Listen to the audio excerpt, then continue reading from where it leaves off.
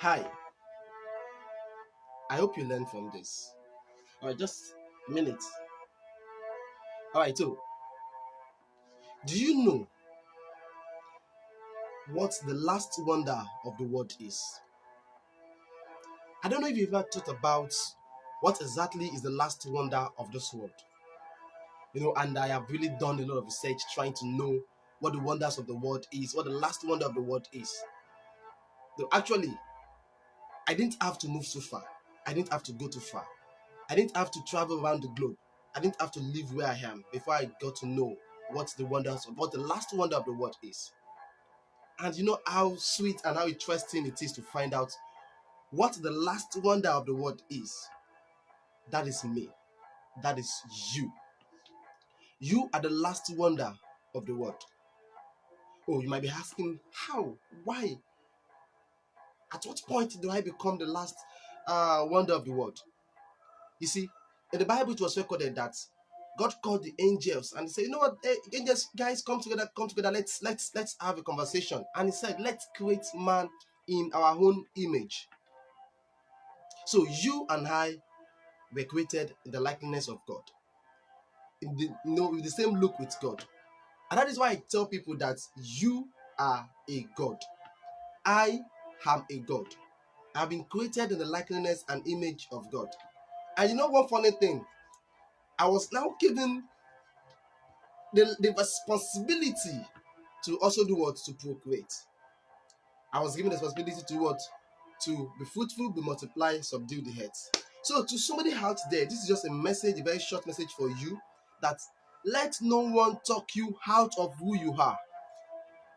Let no one talk you out of who you are. Let no one tell you who are you.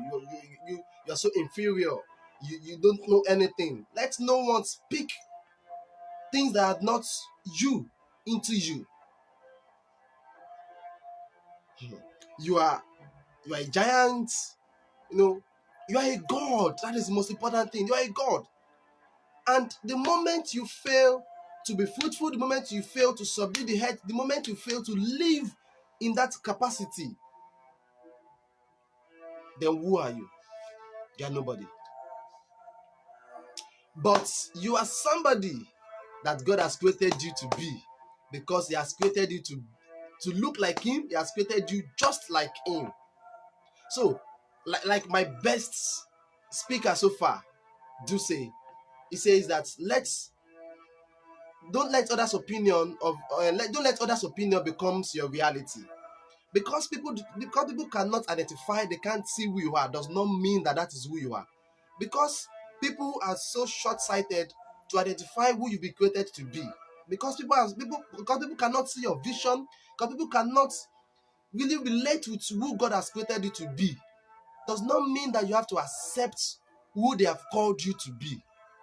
So, who had actually called you, and what have you been called to be? For me, I'm a royal priesthood.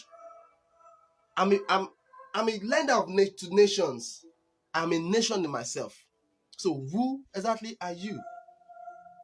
You are a God, and you are the last wonder of this world. So until you are still living, there are no other wonders except you. Except you leave this world, there are no other wonders in this world.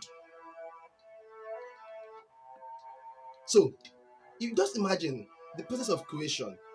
God has created everything before creating you. And I say this to the women. Women are the luckiest.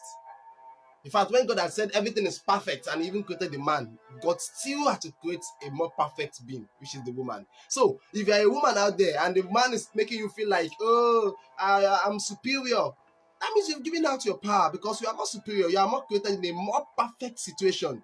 That is to the women out there. God had seen everything was perfect, and he created the man. And yes, he still came back to create you, because you are more perfect. So, to somebody out there, this is just a message for you to know that you have been created to excel, you have been created to do wonders, you have been created to be fruitful. Do not let anyone take this right away from you. Life is short, and unfortunately, we have just one life to live. and we have to just live it in fulfillment every day. My name remains Lawal G. Olamileko, and it's good to be with you today.